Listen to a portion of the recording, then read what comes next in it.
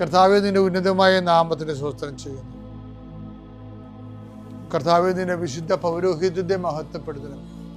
കർത്താവെ, സഭയിലുള്ള സാന്നിധ്യം പ്രകടമാക്കണം. 40 വർഷം അർപ്പിച്ച കൃപാന്റെ യുഗതിയായി കൃപാസ്ഥാനത്താരെ ജീവനോടെ പ്രത്യക്ഷപ്പെട്ട പരിശുദ്ധ അമ്മയുടെ മാധ്യസ്ഥത്തിലെ ഞാൻ അങ്ങയുടെ മക്കൾക്ക് വേണ്ടി പ്രാർത്ഥിക്കുന്നു. അമ്മേ, ഈ പ്രഭാതത്തിൽ എത്രയോ പേരാണ് അമ്മേ ഈ ഒരു പ്രാർത്ഥനയ്ക്ക് വേണ്ടി കൊതിച്ച് കാത്തിരിക്കണത്. അവർക്ക് എവിടെ എന്തെല്ലാമോ കാര്യങ്ങളുണ്ട്. ഇന്ന് അവരുടെ കഴിവിൽ നിൽക്കാത്ത കാര്യങ്ങളുണ്ട്. കർത്താവേ, അങ്ങയുടെ മക്കളുടെ കഴിവിൽ നിൽക്കാത്ത കാര്യങ്ങൾ, ആ കാര്യങ്ങളെക്കുറിച്ച് ഓർക്കുമ്പോൾ ഭയവും പേടിയും പ്രയാസവും സങ്കടവും നിരാശയും ഒക്കെ തോന്നുന്ന വിഷയങ്ങൾ, വ്യക്തികൾ, അതെല്ലാം യേശുക്രിസ്തു നാമത്തിൽ ഞാൻ ബന്ധിക്കുന്നു. കർത്താവേ, അങ്ങയുടെ മക്കള് ഇനി സമാധാനത്തിൽ വിട്ടേക്കണമെന്ന് പറഞ്ഞില്ലേ യേശു. ഞങ്ങളുടെ ദാസനെ സമാധാനം, എൻ്റെ രക്ഷ ഞാൻ എൻ്റെ കണ്ണുകൊണ്ട് കണ്ടിരിക്കുന്നു. അങ്ങയുടെ ദാസനെ സമാധാനം വിട്ടേക്ക്. സമയം ദീർഘദർശി പറഞ്ഞതുപോലെ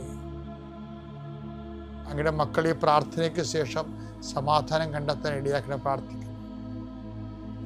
നിങ്ങളുടെ ജീവിത ചിന്തകള്, നിങ്ങളിന്ന് പോകാനിരിക്കുന്ന ഇടങ്ങള്, സംസാരിക്കുന്ന വ്യക്തികള്, ഒപ്പിടുന്ന പേപ്പറുകള്, എഴുതുന്ന രേഖകള്, എൻ്റെ മക്കള് ജീവിത ഉപായത്തിന് വേണ്ടിയും മേൽഗതിക്ക് വേണ്ടിയും ജോലിക്ക് വേണ്ടിയും ജോലിയുടെ അനുബന്ധ കാര്യങ്ങൾക്ക് വേണ്ടിയും എവിടെയെല്ലാം യാത്ര ചെയ്യുന്നു, ആരോടെല്ലാം സംസാരിക്കുന്നു, ഫോൺ ചെയ്തിട്ട് എന്തെങ്കിലും ഡേറ്റോ കാര്യമോ തീരുമാനമോ വാക്കോ പ്രവൃത്തിയോ തീരുമാനമോ കിട്ടാൻ വേണ്ടി കാത്തിരിക്കുന്നു. അതെല്ലാം മക്കൾക്ക് അനുകൂലമാവുകയും അത് ഈശോയുടെ നാമത്തിൽ ഞാൻ നിങ്ങളെ അനുഗ്രഹിക്കുകയും ചെയ്യുന്നു.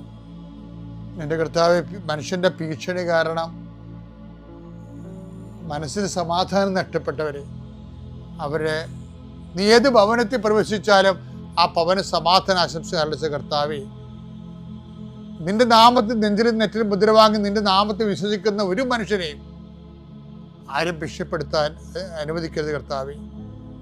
അവരെല്ലാം ശത്രുക്കളെ കാണുകയെ വിരുന്നൊരുക്കുന്ന ദൈവത്തിൻ്റെ ശക്തിവിശേഷം നിനക്കായി വിരുന്നൊരുക്കട്ടെ.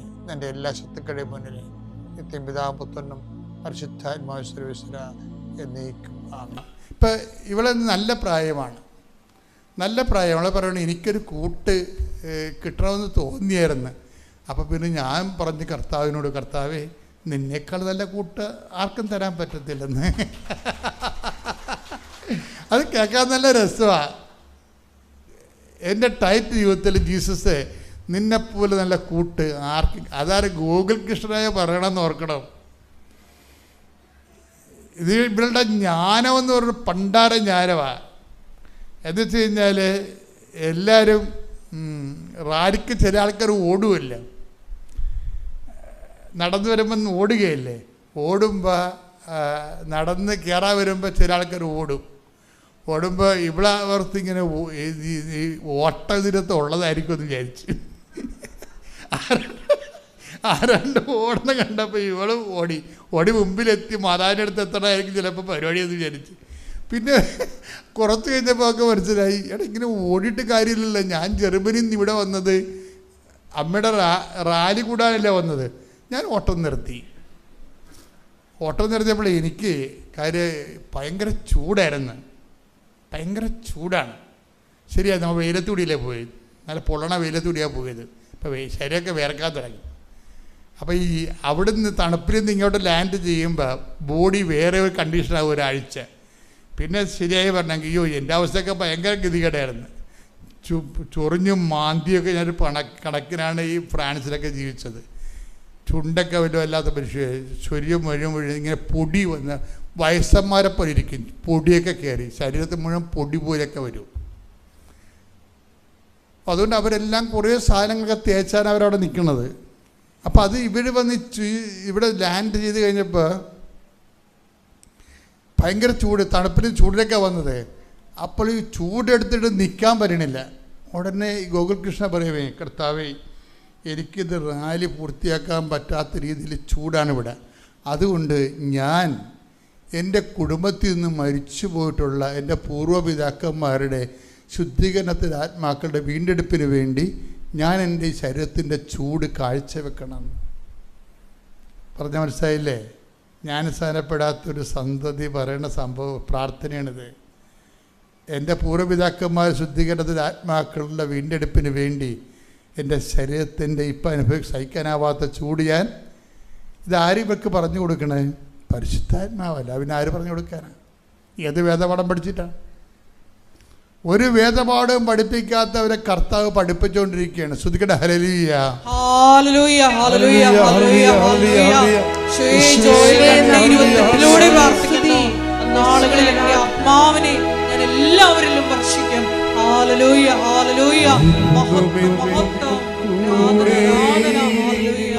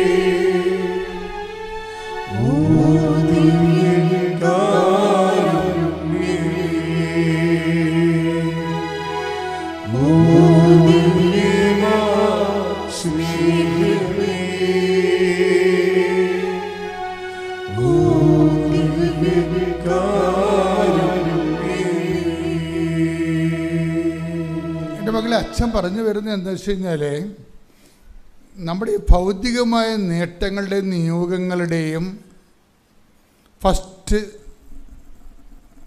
സ്റ്റെപ്പ് ആദ്യഘട്ടം കഴിഞ്ഞിട്ട് രണ്ടാമത്തെ ഘട്ടത്തിൽ ഉടമ്പടിയെ പുതുക്കുമ്പോഴൊക്കെ ഒരു ആധ്യാത്മിക അനുഭവങ്ങൾക്ക് വേണ്ടി കൂടുതൽ നിങ്ങൾ ശ്രദ്ധിക്കണം. ഇപ്പോൾ ഈ പറഞ്ഞ കക്ഷികളെല്ലാം മെർലിനായാലും പിന്നെ ഗോകുൽകൃഷ്ണനായാലും അവിടെ ആധ്യാത്മിക അനുഭവങ്ങൾ കണ്ടില്ലേ? അതാണ് അടിയൊഴുക്കെന്ന് പറയണത്. അവർ പുതുക്കി കഴിയുമ്പോൾ അവരുടെ നിയോഗം കർത്താവ് തന്നെയാണ്. ഇപ്പോൾ ഗോകുൽകൃഷ്ണൻ എന്താ പറയണത്? ഞാൻ ടൈറ്റ് യൂത്താണ്. ഇപ്പോൾ ഞാൻ ഈശോയോട് പറഞ്ഞു, ഞാൻ യൂത്താണ്, എനിക്ക് ലോകത്തിൻ്റെ ഒരു വിഷത്തിൽ ചെന്ന് ചാടി ആത്മാവ് നഷ്ടപ്പെടാൻ താല്പര്യമില്ല, അതുകൊണ്ട് നീ തന്നെയായിരിക്കണം എൻ്റെ കൂട്ട്. അപ്പോൾ അവർ സ്വന്തമായിട്ട് പ്രാർത്ഥിക്കുകയാണ്.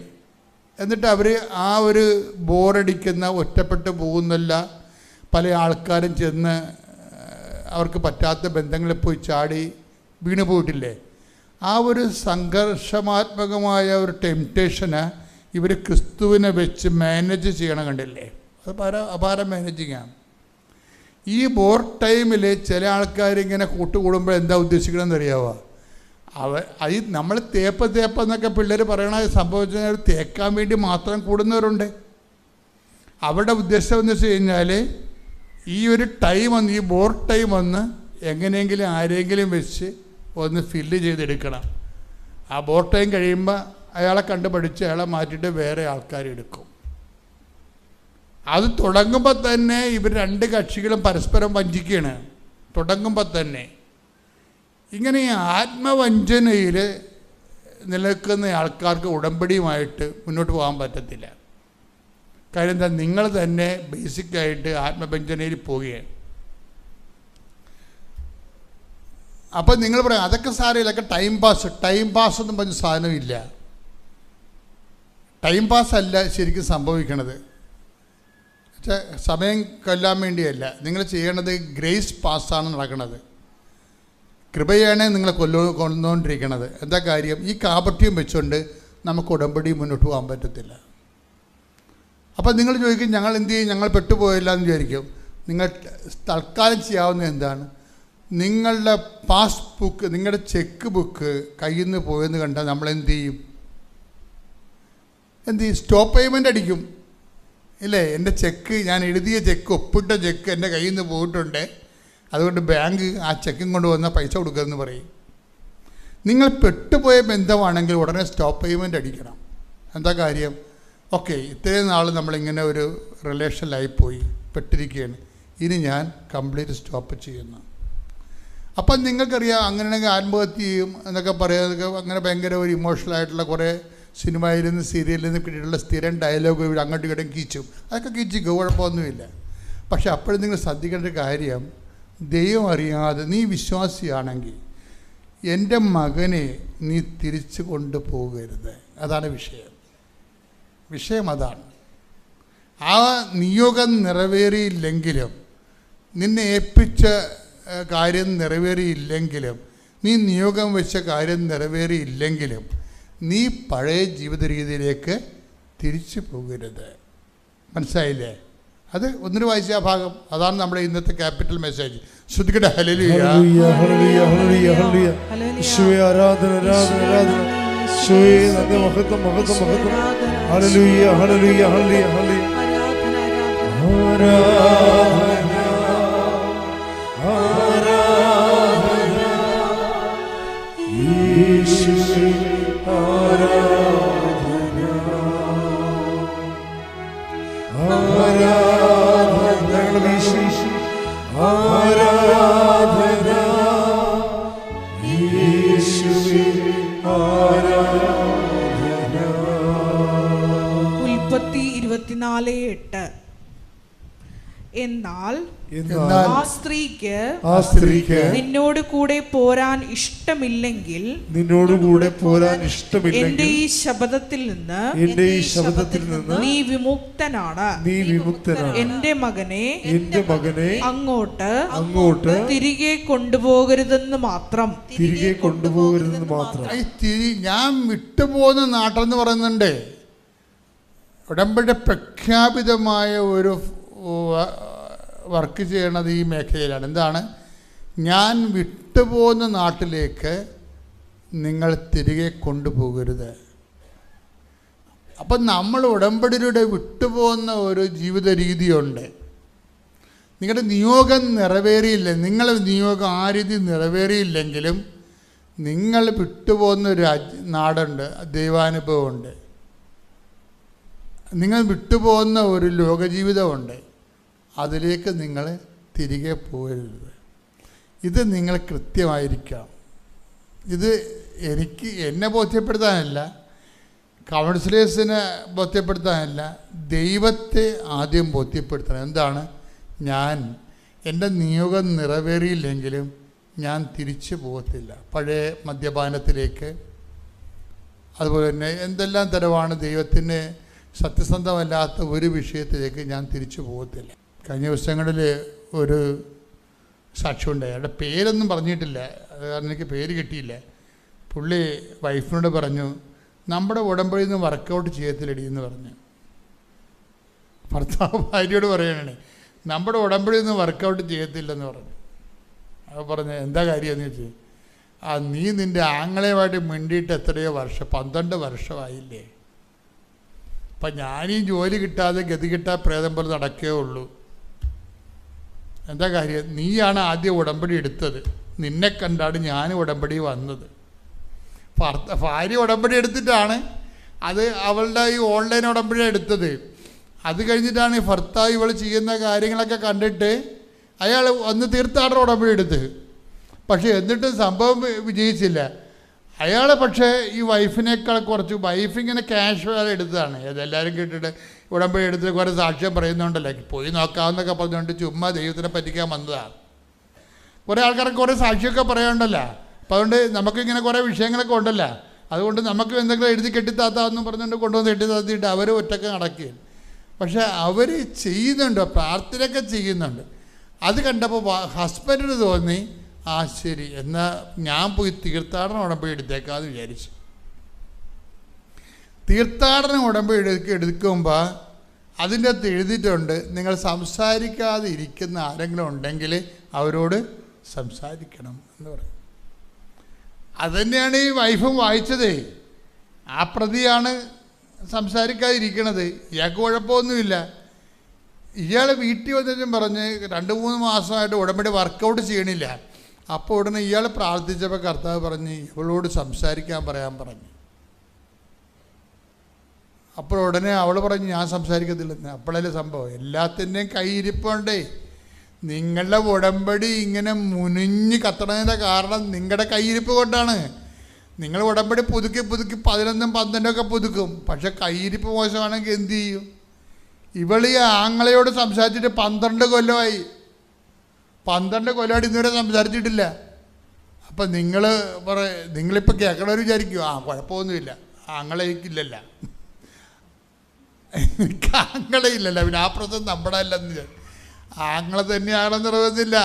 ആരോടെങ്കിലും നിങ്ങൾ വെറുപ്പോടുകൂടി മിണ്ടാതെ സ്നേഹമില്ലായിരിക്കുന്നുണ്ടെങ്കിൽ ഉടമ്പടി വർക്കൗട്ട് ചെയ്യത്തില്ല. കാര്യം സ്നേഹരാഹിത്യമുള്ള കാരണം അതിലൂടെ ഉടമ്പടി വർക്കൗട്ട് ചെയ്യത്തില്ല. പക്ഷേ വൈഫിനത് മനസ്സിലായില്ല, ഹസ്ബൻഡിന് മനസ്സിലായി. എല്ലാവർക്കും മനസ്സിലാകത്തില്ല സഹോദരങ്ങളെ. നിങ്ങൾ ബേസിക്കായിട്ട് ദൈവത്തിനെ അന്വേഷിച്ചാൽ മാത്രമേ, ഉടമ്പടിയിലൂടെ ജോലിയും വീടും വിവാഹം കുഞ്ഞുങ്ങളെയും മാത്രം അന്വേഷിച്ചാൽ മനസ്സിലാകത്തില്ല.